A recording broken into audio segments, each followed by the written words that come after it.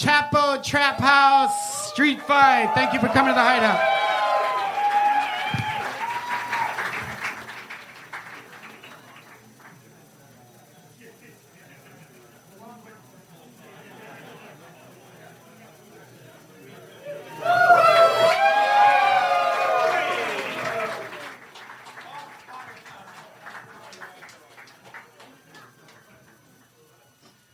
Hello, friends. Chicago. Are you out there? Fair warning, I might have to get up and pee at some point. Just go in the alleyway. Take advantage of it. We don't have it at any of our other live shows. I'm a gentleman. That was one of my favorite things to do when I lived here, was piss in alleyways, sinks, and other places.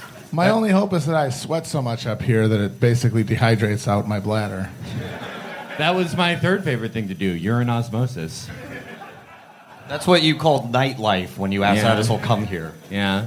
You know, first level of gamer, pissing in a 2-liter pop bottle.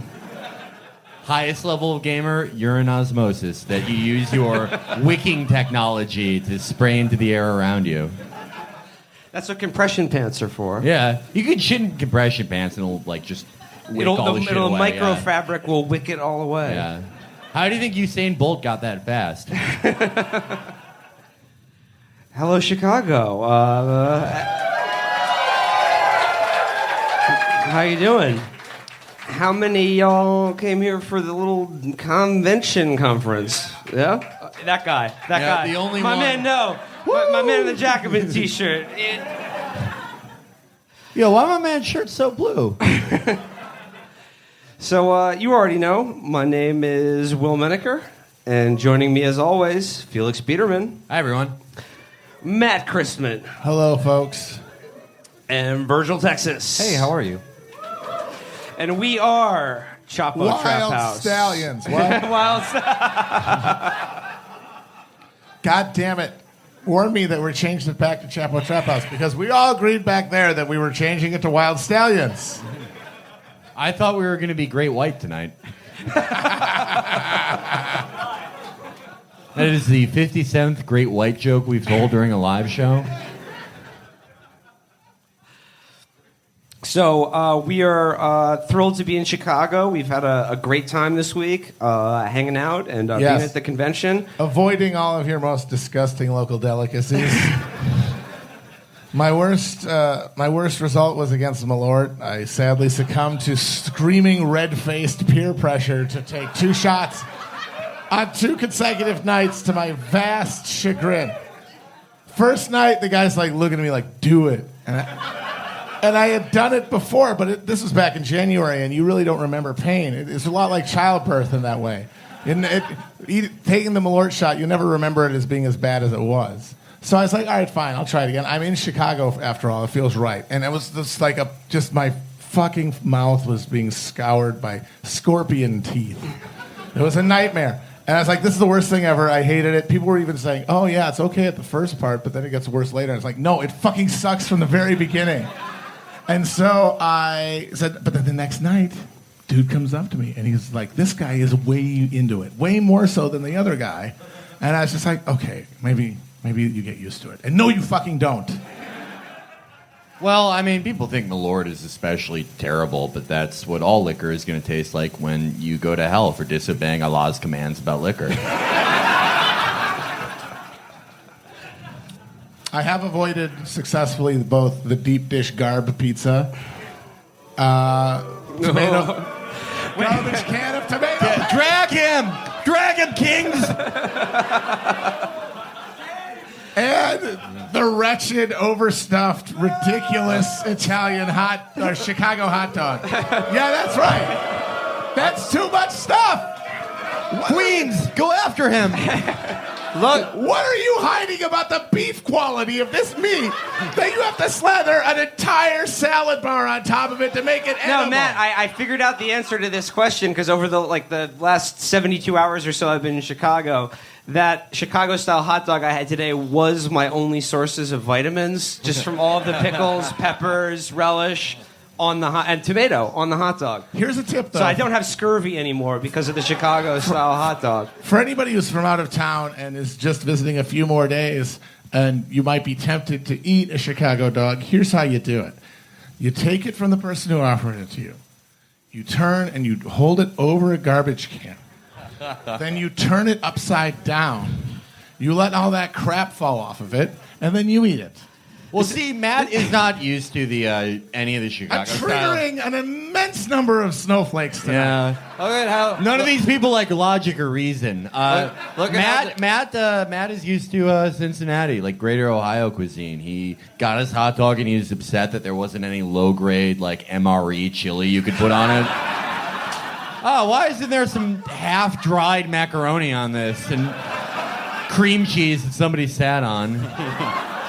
This is great crowd work. We have the heel and the face over here. Yes. That's right, Chicago! Your foodways are bullshit! I'm CM Punk. Come Maniac Punk. All right. Well, I don't want to waste too much time before bringing out our guests for this show. I think you already know. I'm talking about them Streetfight boys, Brett and Brian. Let's bring them out.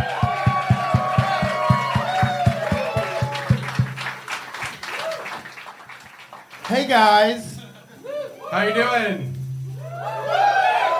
I like the pizza here, everybody. Thank I don't you. think it's bad at all. Coward! Ass-kissing coward. I called it pizza too. It's not like And I it isn't posted. even pizza. It's a trough you lick tomato sauce out. Like cattle. What a shock that me and Virgil are the only people using real logic. Virgil has a 78% liquid diet. Like he's not. I eat ranch on all my pizza. That enhances the flavor really well. You know what I had? I had a Cincinnati-style hot chicken pizza. And it had chunks of fried chicken, jalapenos, and ranch dressing.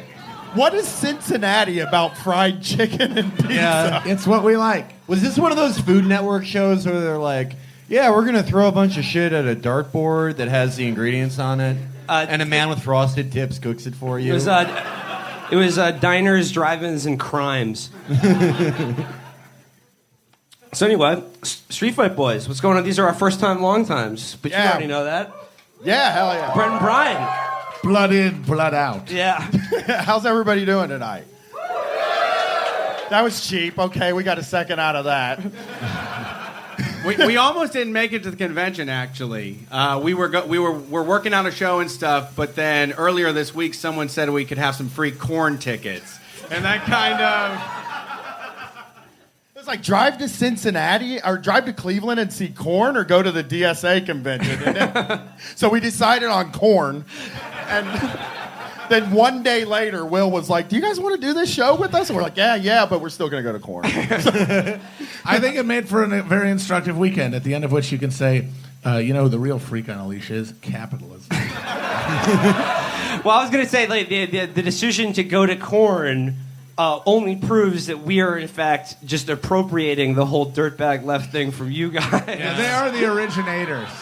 The godfathers over here. It felt so good to be there because people would have on their shirt. It would say, "Fuck you, I'm taken," and I was like, okay. So someone said your God. It said your God is a fucking lie. Emblazoned on a T-shirt. And I think the best thing about it was the end of the show, because the last thing Jonathan Davis said at the end of the show to us was, I hope you motherfuckers have a safe and incredible evening. It was fantastic to be called a fucker over and over again. I would just like to underscore that sentiment to all of you motherfuckers here tonight. Please, you fuckers. That's what metal guys do. They just call you fuckers, and it really makes you feel like part of the crew. I feel like we're missing out on that in our... That sentence, we should be more abusive to you pigs. that sentence takes you on such a roller coaster ride. Because it starts with, listen, you motherfuckers, and you're like, oh, I hope you have a safe and incredible evening. Ah. The concert that Brett and Brian They least amount of people who love drama and fake people in North America. No one there likes any of that stuff. No drama. Listen up, you motherfuckers. When you get home tonight, I want you to pet your dog or cat. Tell them they're a good boy, asshole. Tell your kids you love them and don't forget to set your alarm clock. It's like almost like an Eric Garland thing where you do like a compound swear and you're like, listen, you fucking douche waffle ass clown. Don't forget that we're gonna persist. Well, Brian, when you were telling me about the Korn concert experience, and you were a huge Korn fan, Right, and for a long time, yeah. So you've had the Korn live experience before, but maybe not in a while. And you said in the intervening time period, you've gone to all of these sort of like garage rock, Black Lips, King Khan style concerts where you're like the most dangerous guy in the pit. I'm the biggest fucking guy, you know? When I used to go see Korn, I was 115 pounds. And like, in the pit, I thought somebody was just gonna take me and break me over their fucking knee the whole time. And so, like, I go to these King Khan shows and shit, and I can just walk right to the front, and all these skinny people bounce off of me, and it feels fucking great. I feel like the king of the audience. So I was like, I'm going to be the fucking toughest. I'm going to be a tough guy in that Korn pit. These people are going to be fucking afraid of me now. And, dude, it's not true. That's what happened to me, when I had a lot of experience, like being the rowdiest dude at the Capitol Step shows, and then I went to Hamilton, and they were just way more hardcore than me. For me, it was a big experience because when I was 10, there was a kid that moved into town, and basically his dad found out he had an illegitimate kid, and all of a sudden he shows up. And he listens to Megadeth, and he listens to Korn, and he plays Magic the Gathering. And he was like, he taught me the ways of like dark music. He taught you it was okay to be weird. Yes. And Korn, and so at the time I couldn't get to the show, and this time during Blind I actually got to Mosh, but I had no chance in hell of staying on my feet in that mosh pit. Turns out stand-up comedy doesn't prepare you for a mosh pit as much as carrying bags of shingles onto the top of the roof every day. Yeah, I ended up with a stubbed finger and a blood blister on my nutsack. I don't know how you get anything on your nutsack in the pit, guys. Like, must have got a scrape or something. Somebody's fucking, like, buzzed hair went under his nuts or something, maybe? Nah, that's real metal. You wear a button fly, you thread one of your nuts through 3 undone buttons. That's Punish me! Yeah. Safely! And incredibly, like, an incredible night is such a fucking, like, PTO thing to say. Your thing. That's what Michael Bublé says. Like, So maybe we could examine your testicles and sort of crowdsource normal stuff. a treatment right now. I'll be around after the show. See him after the show. If any doctors in the house. Yeah, let us know if that's cancer or just a blood blister or whatever, guys. It might have been a tick, to be honest. Yo, I'm just saying right now, if Brett has cancer, I shouldn't be alone right now. I've known Brett online and in real life for a combined 4 years, and that's like, yeah, I feel very afraid right now. Does anybody think he could have got scabies in the corn pit? Is that a possibility? Yes. There were some long toenails in there that probably had some bacteria on them. So many fucking Yeah, guys. you got ringworm, dude. There was a guy with no shoes and just mud caked up to his knees. He had me put it. A guy came up to me and said, "Are you wearing shoes?" And I said, "Yes." And he said, "Can you step on this cigarette for me?" And I looked down and he had fucking Argyle socks on in the mosh pit. Yeah, you got cholera, dudes. They also had a Guy Fieri burger stand there, which then led me to think that Korn should have add Guy Fieri to the band. He fits perfectly with those guys. No, he should be in a Slipknot and wear a mask, but with the hair just coming out the top. All of this is very funny, but we all know that the exact musical analog of Guy Fieri is the Smash Mouth guy. That is a scientific fact. They are the same person. They are each other's sons. Church and tabernacle. So that is a closed case. Brian, The debate portion of the proceedings has ended. We're moving forward to new business. yeah, they've had enough of that. They've been through hell. They're trying to experience a little bit of heaven at the moment. But I'm glad we're here. I'm glad we made it to the convention. I've just been like following it all online and talking to really drunk people in the evenings about it. You guys are all mad about something, right? Is everybody in this room mad about like one thing? They wouldn't be socialists if they weren't mad at something. Come on. The important thing is that we all come together and have a shared experience of being angry in real life rather than just online all the time. You know, it doesn't matter if we support NPC guy, officer, cop, or personally donated money to his campaign as I did. I used to. I used to. I'm think, the heel now. I used to think the DSA was, kind of, I don't know, maybe some bullshit. It's just some people fucking around online harassing like Al Giordano or Sadie Doyle or whatever. But then I came here to this convention, and it's like you can abuse each other in real life just as good. I've had several thorough beatings since I've been here. Yeah, I've been seeing like people. I've seen the word like this thing got fucking ramrodded through right in front of us with no debate, and it's like Talking about a hot dog. I got the most like passive aggressive dickhead attempt at like a dig ever here. It was Olympian, and I think it only in a politically charged environment could anybody think to do something like this. Guy came up to me and he shook my hand and says, "Oh, you're mad from Chapo?" And I said, "Yeah." And he goes, "Oh, yeah, you're the most tolerable one of them." Who said that? And then he just walks away. Fan favorite, Matt Christmas, everybody. Give him a round of applause, everybody. Most tolerable, folks. Love that boy. Love that boy. Look, I've had my problems at the convention too. The other night, the ping in my hotel room was intolerable. I got killed by the same guy 13 times in a game of operations.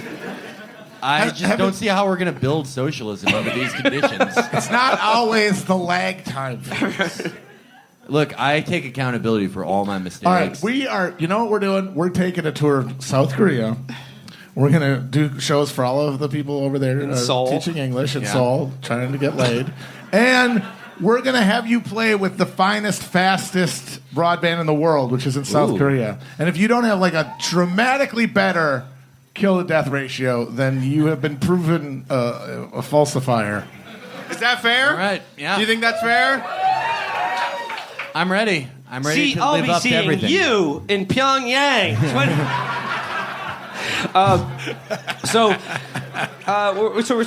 all, we're here for the convention. We came to the Democratic Socialists of America convention, and I think like it's gotten some media coverage. We're certainly covering it, but sort of the word socialism is sort of percolating. It's becoming in vogue again, or in the media. They have to address it and they have to talk about it. And I don't give a shit about any of that. But what I do care about is memes.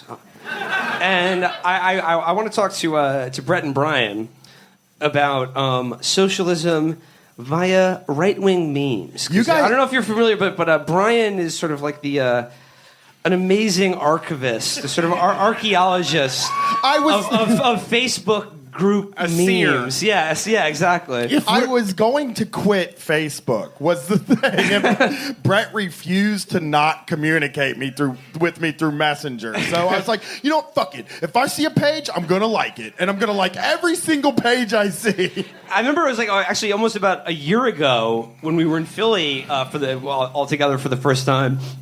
And one of my highlights from the trip there was being able to sit next to you and watch you scroll through your Facebook timeline in real life, because it is like you have to put on like a welding mask before you look at it, because it is a just a sewer. It's Well, and the other thing is, I don't like delete old friends that I hate either. So it's like, I have this Nazi guy on there right now that, like, every 3 days he's like, can you get me a ride somewhere? He's asking for a ride. I don't do it that often.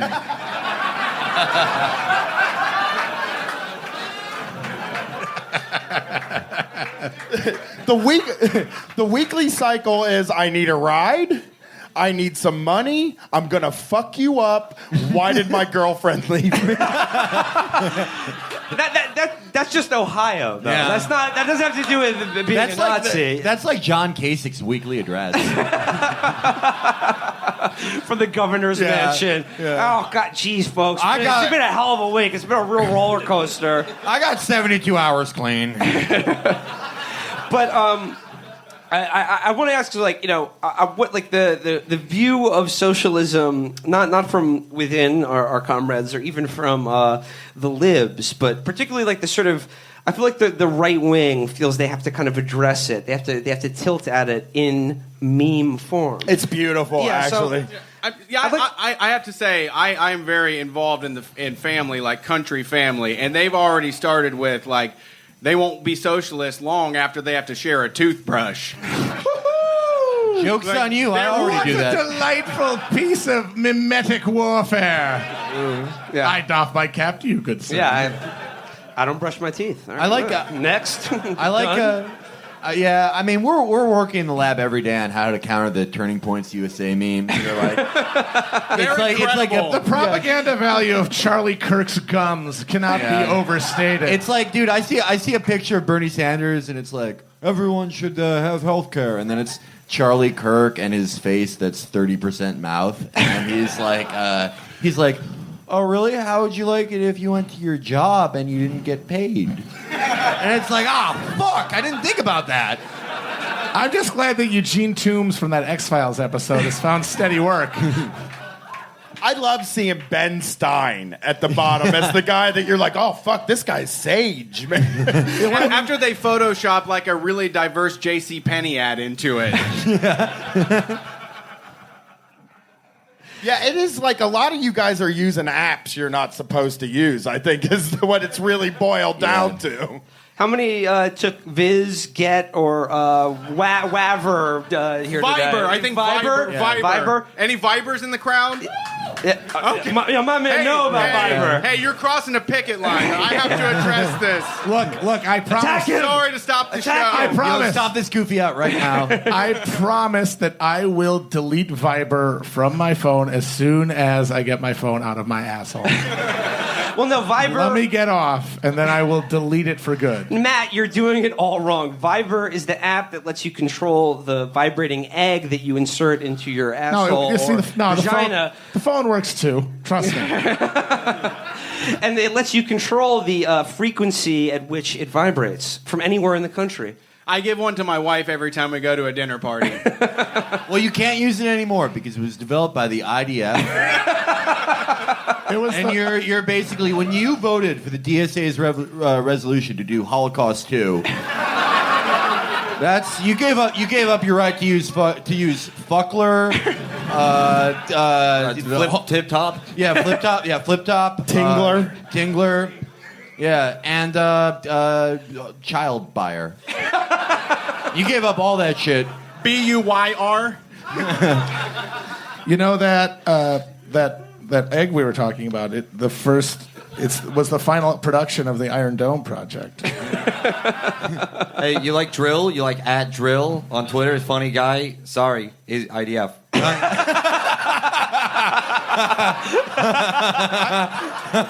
No joke. If I found out that Drill was like either a Nazi or like an IDF Hasbara guy, I would deeply have to question everything about my identity. I built so much of my worldview and like linguistic toolkit around Drill that if I found out that he's some like mutant monster, I'm gonna have to start from scratch. And I just don't have the energy for that. Well, I mean, that's why I'm lucky. You know, I built my world around my artistic heroes: Terry Richardson, Jimmy Savile, Roman Polanski, and it's like I'm good, man. That guy, Dov Charney, the horny American Apparel. The horny clothier. Dov Charney actually bought the first. Dov Charney in the horny haberdasher. Dov Charney actually bought our first set of mics. But aside from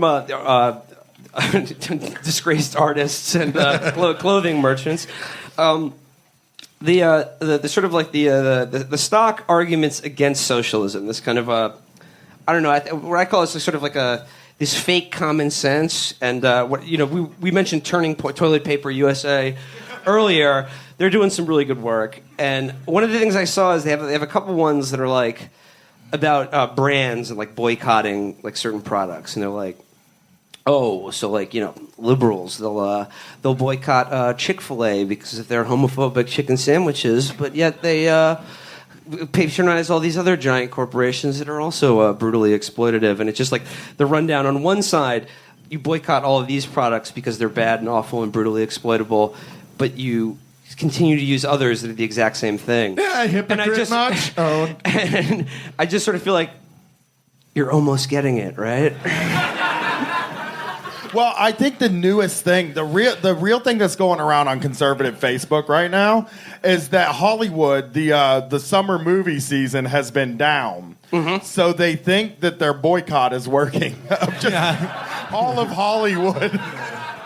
They're like, I'm not taking my family to see the Emoji Movie.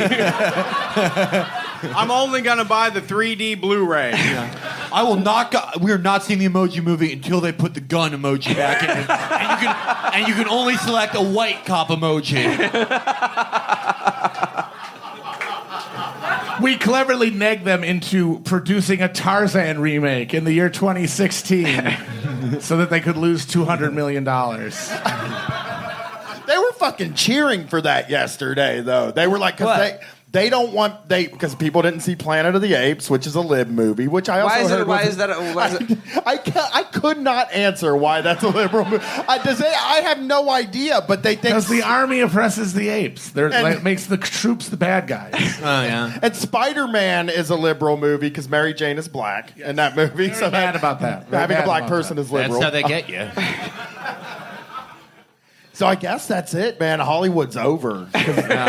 Rip to you, Hollywood. Because 10%, because 0.1% of 38% of the country isn't going to as many movies anymore. Do they see anything, though? Can you guys think of any movies that they would go to the theater to see? Transformers. That's always a good, solid pick. I check the Kevin Sorbo page for new movies regularly and don't get anything.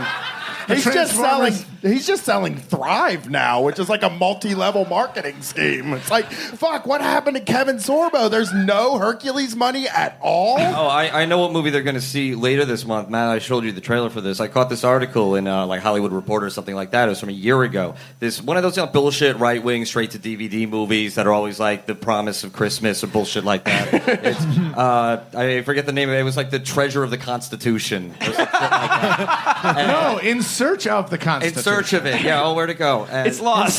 They were in search of Sasquatch. I thought Nicolas Cage was already in that movie. So they were filming this. This is like a privately funded bullshit. They were filming this down in Georgia, just using like students from the Savannah School of Art, and they were non-union, and they just that was the whole crew, and they treated the crew like shit. So IATSE, that's a crew union. They came in, they organized them, they walked off. The producer tried to call the cops on them. The cops told them to fuck off. So they put out a call for scabs. And IATSE told their union guys, take these jobs and don't show up. Oh!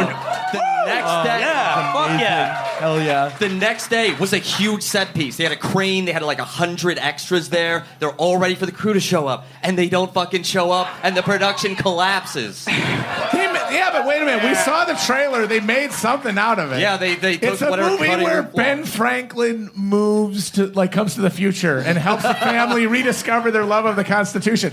And the thing about Ben Franklin, like with his hair and glasses in modern garb, is that he looks like a weed-dealing retired art teacher. Is Ben? You know, he's like a dude who wears sandals all the time. He's like, fish hey, bro. fan. Well, I do like the idea of Ben Franklin coming into the future, into our world, and then just resuming his activities of electrocuting people and just running through French married women. The best moment is that there is a moment where Ben Franklin, and he's portrayed as an old man. You know, he's an old man. He's in cotton dockers, but he's an old man.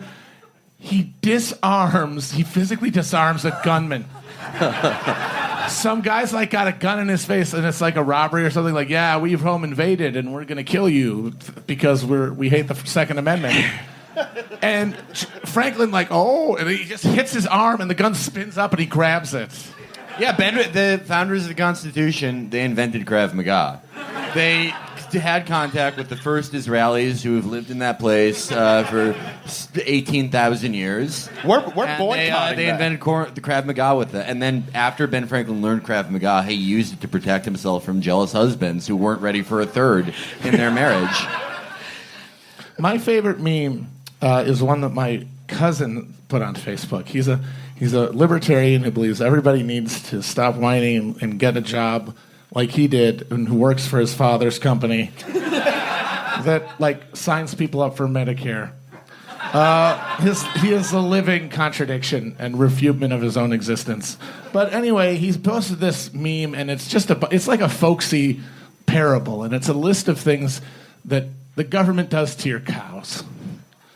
And it's like there's They a know number it of well. them, and I don't. I've got 2 cows. Yeah, exactly. It's like you got 2 cows, and there's a bunch of different ones, but the 2 big ones are communism and republicanism, I think is what I put it in. There is, if you got 2 cows, the socialists or the communists, they're going to take one of your cows, and you're only going to have 1 cow, and then it's going to die, and you're going to starve.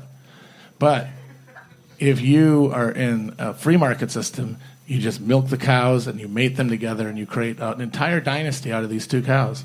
And that's the difference between the programs. One can make you rich and the other one keeps you poor. And I was just thinking, okay, where the fuck did you get these cows in the first place? You're assuming the cows.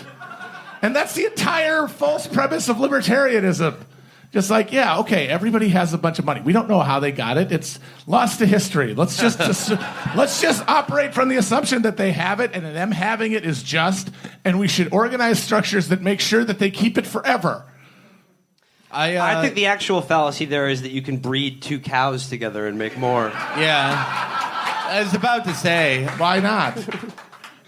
I mean, You need a steer. you can make them Oh, scissor whatever. if you want. Steers are cows. Fuck off. Actually, I think you'll find that's incorrect. I mean, Steers and are then, chickens and steers are cows. Shut the fuck up. well, yeah, and then they said that you're making a dynasty out of just like, first of all, somehow the 2 guys impregnate each other through scissoring, and then they have kids, and then those kids breed. You have this farm filled with inbred cows. That's the pinnacle of libertarianism. Is your cow that like shoots like a half piss, half milk solution out of its udder? Is there a cow that listens to the Cum Town? George Orwell predicted all of this in his book, 1984. Yeah. George Orwell, yeah, like he said in 1984, The Animal Farm. Some cows are better than none. Yeah, if you want to picture the future, imagine the government taking your cows forever. This is why we don't have a royal family in America, though, because of the cow situation. When you breed them together. You need to read it in George Orwell's terrifying tale of life in a dictatorship where cheeseburgers are covered in cooked onions, animal style. I think Oh, come on! They aren't West Coasters. I think my favorite refutation of you guys, of you DSA people this week, has been from a guy who was fucking furious about a gas can. In a story that I read, they don't have a vent on the gas cans now. The government has fucked things up. God damn it! And in his article, he says, I'm pretty alert to such problems these days. Soap doesn't work. toilets don't flush. Soap doesn't work. Doesn't work. Works for me. Works for me, buddy. Is that what you're telling people after just you love the guy, emerge from your fucking gaming area after 27 days without bathing? Oh, yeah, liberal soap doesn't work. I remember when Ronald Reagan was president, the soap never malfunctioned. Yeah, just after 8 years of Obama regulation, I'm covered in human shit all the time. So soap doesn't work, toilets don't flush, clothes don't wash Once again, clean. toilets flush. What are you trying to flush? I kind of agree with him on that one. I've been having some issues. The toilets don't flush on the gamer diet, guys. But toilets don't. Man, I just lost the damn thing now, guys. I'm sorry. But Phones don't work. his argument, guys, is that we want to put these same people that did that. Refrigerators break too, which is definitely a government thing. That's the government's fault, I'm sure. Planned obsolescence is the government's fault. Yeah, it is. It's those regulations. So you guys want to put those same people in charge of health care? Absolutely not. No, dude, I remember when the Obama refrigerators came and he was like, let me be clear, if you put non-halal food in here, your refrigerator will break. If you like your food, you can keep it. There are. Let me be clear. If you like your dog, keep it in the freezer. Have it later for dinner. Have it for months. There are 57 types of food in this refrigerator. Did you pay for your food without food stamps? It will not get cold.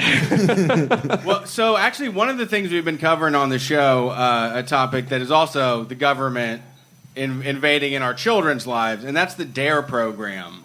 Hell yeah. How many DARE alumni do we have here tonight? Yeah. Oh, wow. Hell yeah. Hell yeah. How many of you are fucking clearly work. How many of you are high right now? Hell yeah. I love that. It's coming back because Jeff Sessions said it was the most effective anti-drug treatment program ever. And it's like, there's a ream of evidence that is not true. And his premise is, well, these liberal scientists, they want everyone to be smoking drugs because then they'll think of things like, ooh, what if we're all inside a molecule in another galaxy, and then become scientists and deny God. And so they don't want to do that. I mean, he said...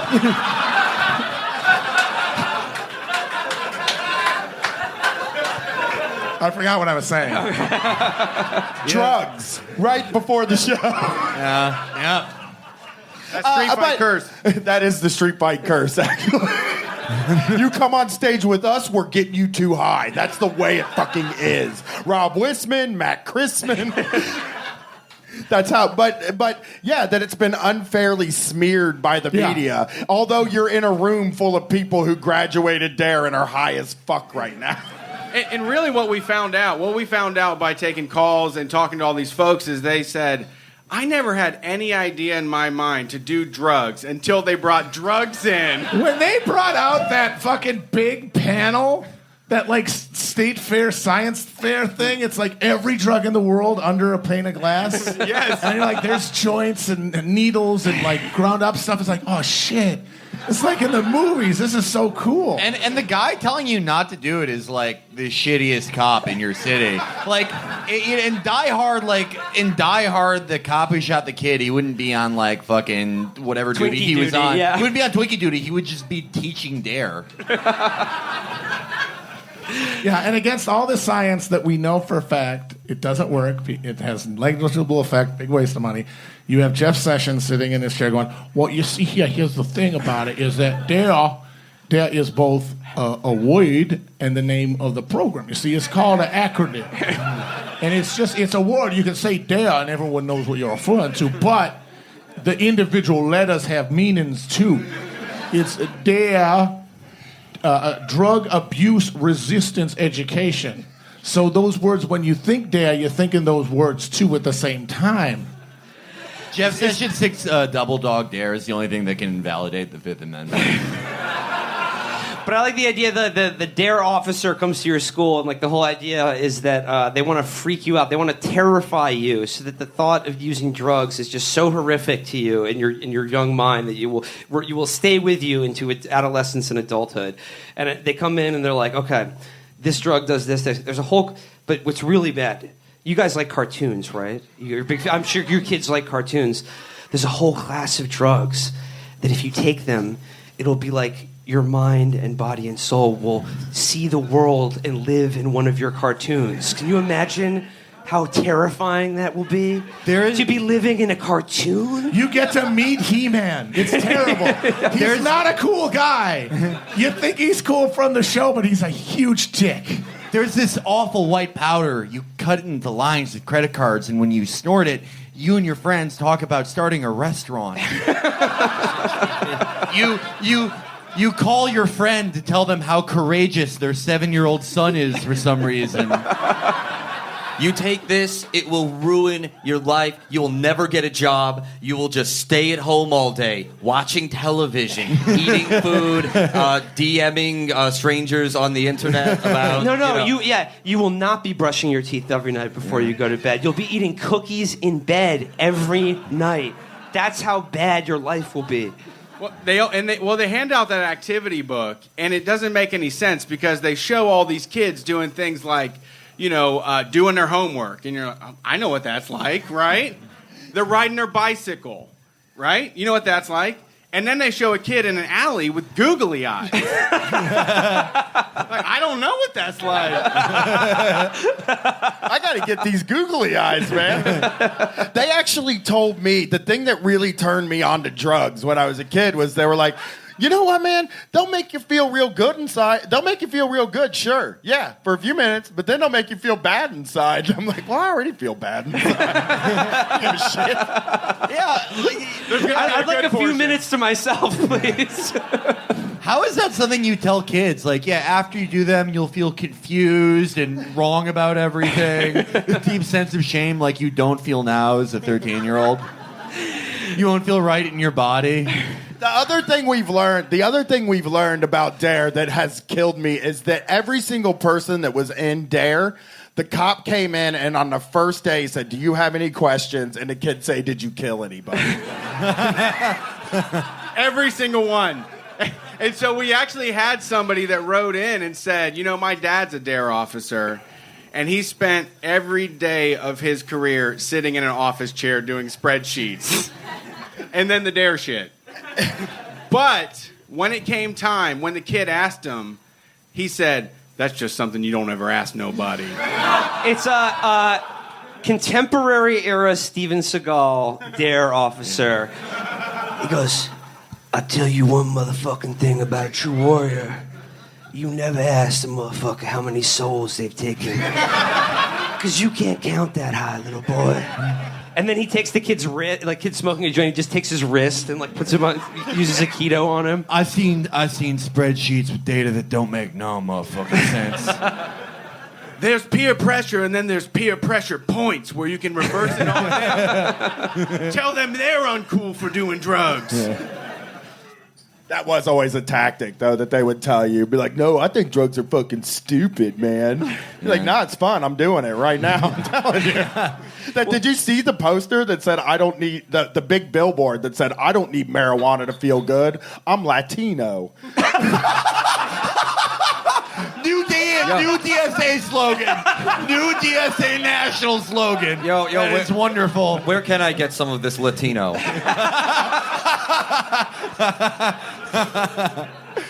Dude, that Trump 2020. That's it. It's the slogan. I'm going to date myself with this one, but I remember like most vividly the DARE TV commercial that I remember the most featured the Teenage Mutant Ninja Turtles. Yes. And it was one of those things. It was sort of like teaching kids like what's a snappy comeback. And it was like kids in like the locker, the school hallway and the lockers, and then sort of the bad kid is like, hey, got some stuff you just got to try. Pot. Marijuana? And then the kid's like, I don't know. And then, like, Michelangelo pops out of the locker next door, and he's like, whoa, be cool. Here's, the kid's like, oh, what's the matter? Are you chicken? And then he's like, yo, this is how you get hip into him. I'm not chicken. You're a turkey. Woo! Woo! destroyed. But once again, they're using the Ninja Turtles as Yeah. it's conflicting messages because these were guys who just literally lived in a shitty, dirty room eating pizza all the time and partying with a fucking talking rat. Like, I would feel super... There's zero chance that Michelangelo ever passed a piss test in his life. And I would feel... They told you in the theme song he's a party dude. Raphael, cool but rude. He's on blow, of course. That's why Raphael started a record label that went bankrupt. God, I get bummed sometimes thinking about where Michelangelo is in his 30s. Well, he's a $5 a month Patreon subscriber. Okay, so let's keep this going. So that means that Donatello does machines on Adderall. A libertarian. He's a fucking libertarian. He's an epic STEM guy. But He has a Epic Leatherman STEM guy. clip on his Yeah. belt. Leonardo is the authoritarian, though. It's very easy to turn down drugs when you have two katanas crossed behind your fucking back. So he would be straight edge, and they're the crossed katanas. Oh, Yeah. So Leonardo is straight edge, Donatello's Adderall, Michelangelo's Michelangelo, and Raphael is blow. That's canon. It's locked in. Locked in. Final answer. and like no, that's true because when you were growing up, did you know any fucking kid who said Leonardo or Donatello was their favorite Ninja Turtle? No. If they did, they're a fucking narc. That's like somebody picking Cyclops in the X-Men. Well, that's what people say about me on Chapo. They say I'm the Cyclops of Chapo. You're not the tolerable one. Yeah, That's for exactly. sure. Well, okay. Obviously, I am Logan. No. Obviously, Felix is Logan. So what does that make Yeah, I'm a us? dark hero with regenerative abilities, and I hang out in the woods with a child that I know for some reason. And I'm ableist. I mean, it's bad to say this now because I got my hair cut right before I came, but I'll be the Beast. I think that's appropriate. All right. It makes sense. So does that make you, Virgil? Gambit. I don't know what's cinematic. No, dude, that's easy. Virgil's Gambit because he's the card guy. He knows the cards. That's like the Lannisters, right? Yeah. Gambit throwing particle charged fidget spinners. Yeah. Oh man, would we've consider- gone down a dark path on this show. I think Virgil would be a good Nightcrawler.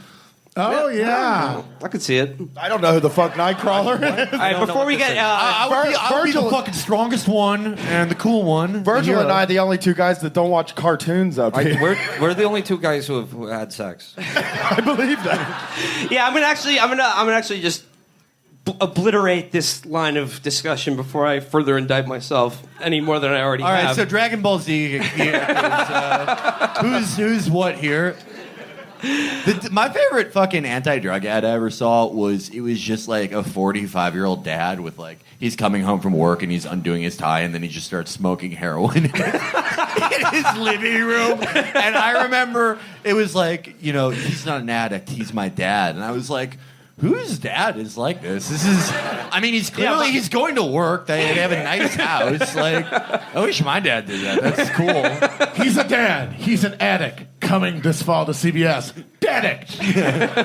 I wish my dad was a dark anti-hero. That for me would have been a commercial for getting your own apartment. And I'm not gonna have to worry about Do it smack again.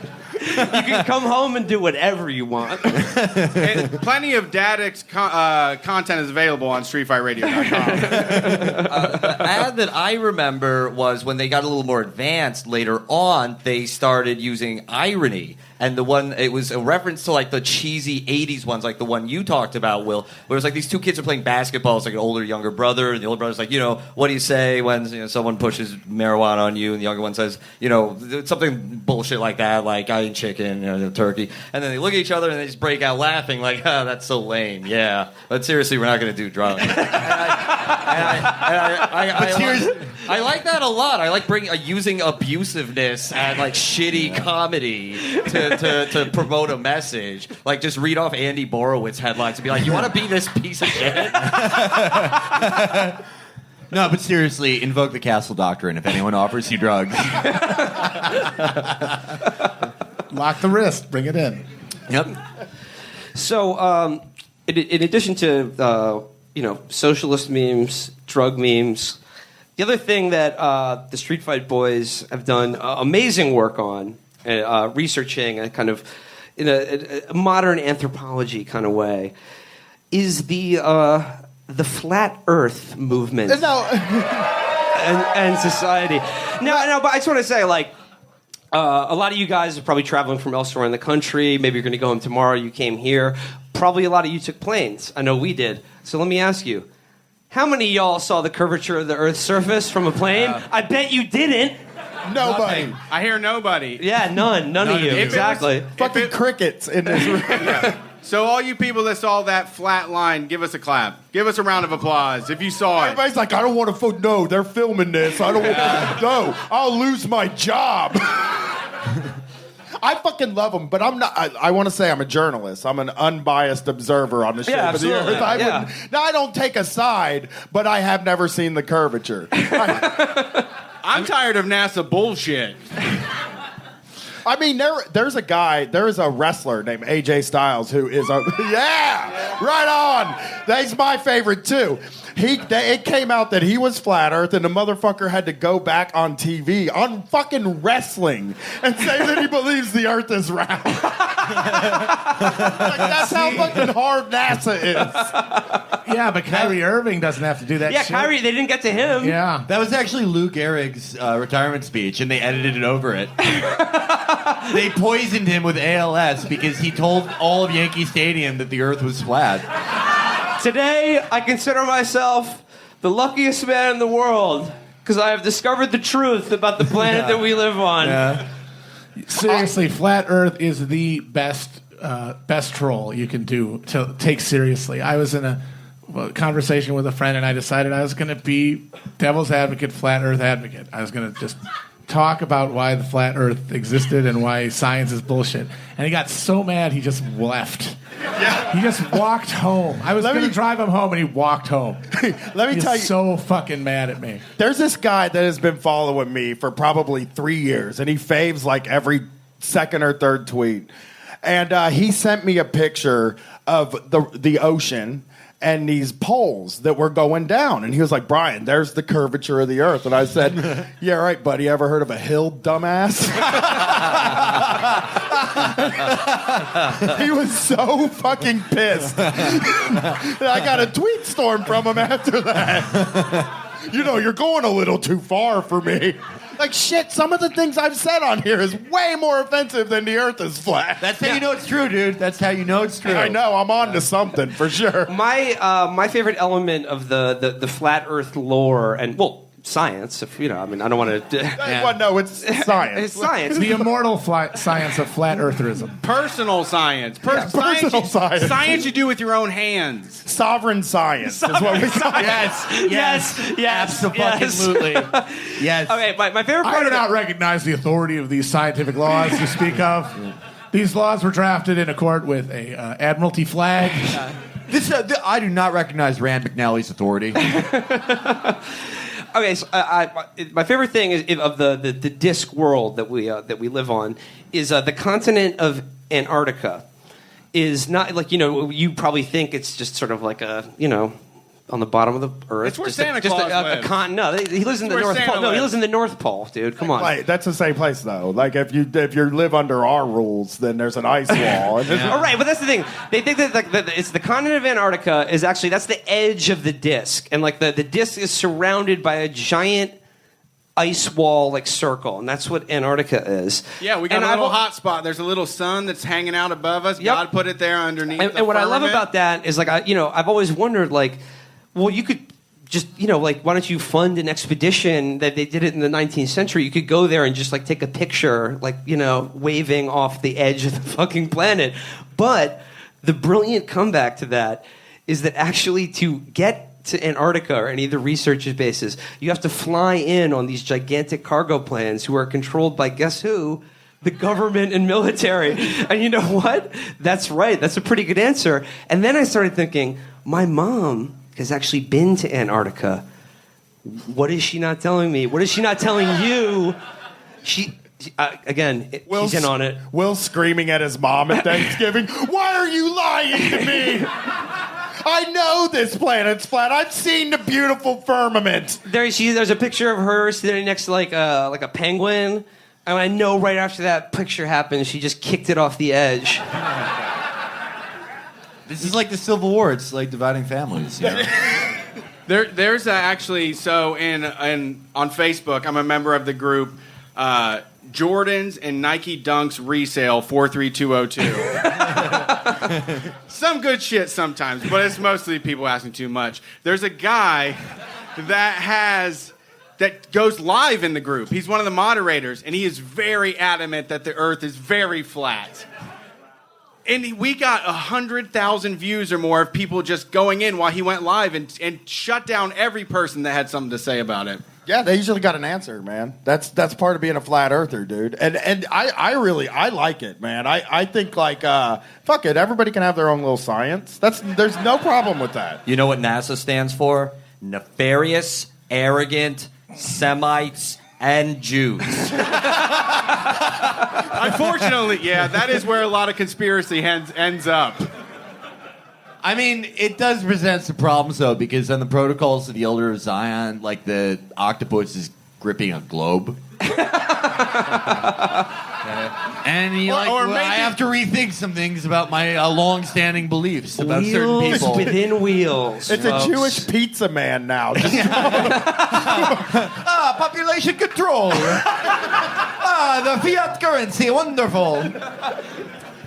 Yeah, if you take the photo from above, though, of like a flat Earth, it still looks like a globe. That's true, but that's got to be a really long octopus. There's a fucking guy on Brett Street now that has a flag outside of his house with a round Earth on it, and I'm like, they're declaring war on us. I think they know where we are. No, dude, you're living the movie Colors. It's the Earth gang. With a more important gang. I mean, it's fun to troll, but I see why it's such a good troll, because we'll talk with Brian and Brett. We'll be having chuckles and fun, and it's like, that's great irony. But then I'll think in my back of my head, I'll be like, Brian knows the Earth is round, right? He's doing a bit, right? My fucking family has pulled me aside at things now, and like, Brian, it's round. I promise you. No, I'm taking this Patreon to the moon. I got to see it myself. Yeah, well, that's what we can want to get money off of everybody all you ball earthers out there, to send Brad up into space. I trust him. Prove him wrong. He will tell me. Prove him wrong, science people. I trust one man, and it's him. I would like it if there were flat Earth people that thought that the planet is a disc, but the moon is obviously a globe. The moon is the funniest thing with That's them. the difference between Maoists and Marxists, by the way. Well, that's one of my favorite things with them, is they're just obsessed with the size of the sun now. So they'll just say, like, well, look at the sun. It only looks that big. It's not as big as No. I swear to you. He's getting mad. He's getting mad. Mr. Irony over here. Mr. having some yucks with the irony, and now he's like, they don't really think that, do they? Just a teeny tiny little sun, man. Look up there. It's really fucking strong. No, it's not. Yeah, for babies it is. For little pussy babies that can't stare directly into it all That's day. what the fluoride is for. It increases the intensity of the sun rays to your Yeah. eyes, so it feels stronger. That's why they give fluoride to little bitch babies who are just born. I mean, I think you guys, if you really want to get a look into their minds, we're right at the right time in history, because there's going to be an eclipse. Yeah. And the memes are already filtering out about how the eclipse proves that the Earth is flat. But that's the opposite of what an eclipse does. Yeah, I know. They said shadows don't work like this. And then No, they're right. they posted a picture of the exact way that shadows work, if anybody's ever seen one. I love them, man. They're my people. I listen. Flat earthers can be socialists, and socialists can be flat That's earthers. the Sam Chris. I love the take. flat Earth I can pass out on. I just love how flat it is. I enjoy it. Yeah, no. Sam Chris's take is that you cannot imagine socialism overtaking the Earth until you imagine that it is flat. Oh, yeah. It's a It's a part of precondition. it. We have to get through that.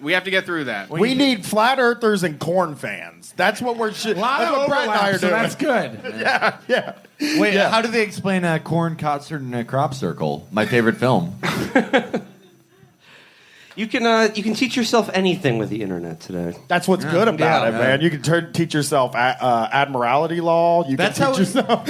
Yeah, that's how we invented socialism when we started doing this show. we looked up every political belief system on Earth, and we're like, yeah, what if it was like, everyone's social, and then like racism-ism. It's racism is the ism, right? Yeah. It's mixed That's up where the in ism there. comes from, yeah. And now here you are, a member of our organization that we co-own, and it works out.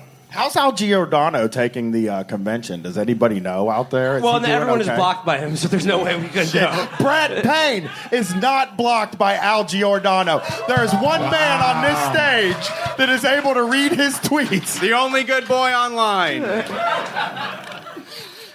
I would imagine not well. No, I'm sure this room is a bunch of dude bros. I'm seeing that, except for there's women in the room, but you're all dude bros, really. You don't have to be ladies. You don't have to be a dude, bro, to be a dude, bro. Shout out to everyone who came tonight and their girlfriends. I can't wait to get the DMs that are like, my girlfriend actually liked the show. Every time. She looked up for dang Instagram one time. No, I was just standing in the back holding my boyfriend's coat, and I caught like a little snatches of it, and I liked it. I think one of them thinks the Earth is flat. Oh, Al's taking it as he really loves the new anti-harassment policy because he thinks it's for him. You ain't protected. Right. That's right. They passed it. That was great. And then he went on and was like, excuse me, DSA, you are violating your own policy by not addressing my complaints about harassment from your members. It's like it's an internal harassment policy. And by the way, the best part about that, the woman who drafted the policy responded to him and go, "Hey Al, you don't know what the fuck you're talking about. This is not about you. You're a corn cob, bitch. Bye." And then blocked. I think it's in poor form to talk about Al, considering what's going on in his life. He got picked up by yard dicks in the train station on his way here, hitching the hobo car on the back to Chicago. I respect Al. No. Oh, right. That these things still project no matter what. I don't care. I have no secrets. All right. Kill them all, of course. All right. Why don't is Josh Androwski in the house? Woo! Where's Josh? I hear him. That's him. Josh coming. He's got a treat only for the people on stage, not for you guys. But it'll be worth watching for sure. Josh Androwski, ladies and gentlemen. Josh Androwski, LA chapter. Hey, I'm DSA LA. We're the ones that the trusteeship was about. How are you? So I just wanted to, Streetfight is like of the people. And I just feel like I want to give you were talking about drugs, and so I wanted you to do the people's drug, which is, of course, whippets. So now, you're not blocked by, I don't know how to do this without erasing you like Al Giordano. So I want you to think about, while you're doing this whippet, oh, there's an empty one in there already. That's fun. That's fun. The last time I did them, we would inhale and then jump down the stairs. But I don't want to recreate that. All right, what about stage diving? No, I'm totally kidding. No, what I want you to... Let somebody stage dive on a show that I'm on because I fucking hate it. What? I hate getting kicked in the fucking head. Have you ever been kicked in the head by a stage diver? It feels about as good as whippets. So I want you to do this whippet, and I want you to, after you've inhaled the whippet, say the account that you're the proudest of getting a block from.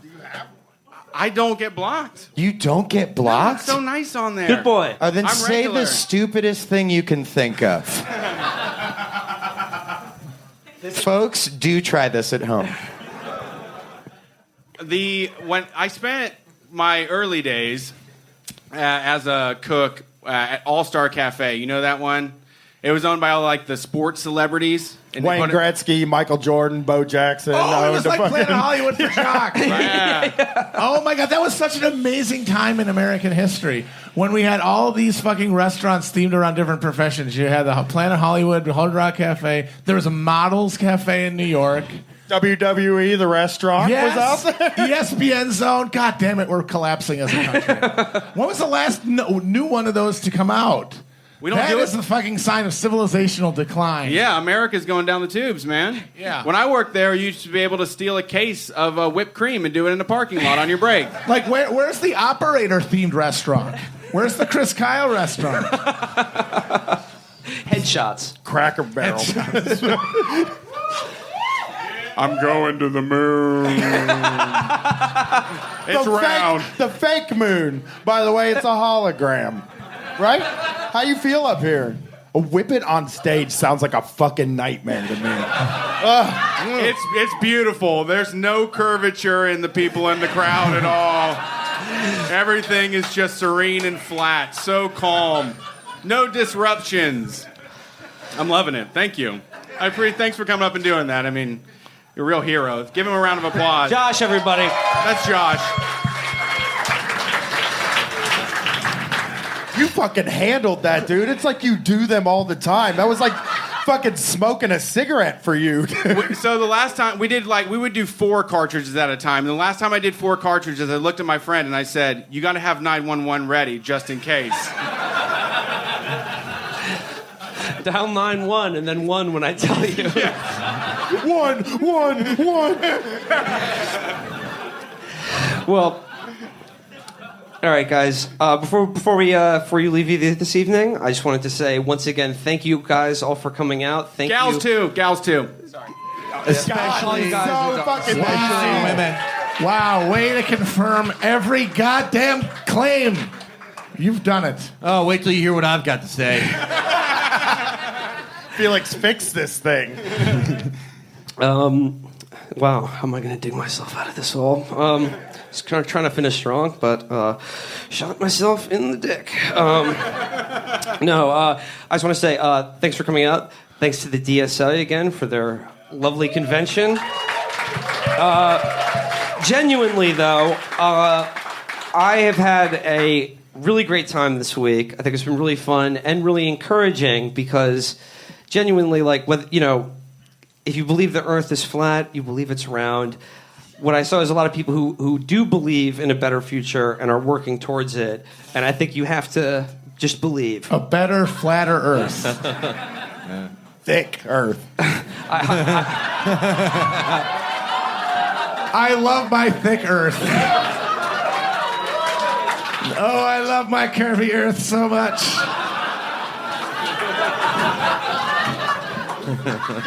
Fuck you, I love my flat earth. She's flat as a pancake and there's nothing hotter. Anyway, thanks to Streetfight, Brett and Brian.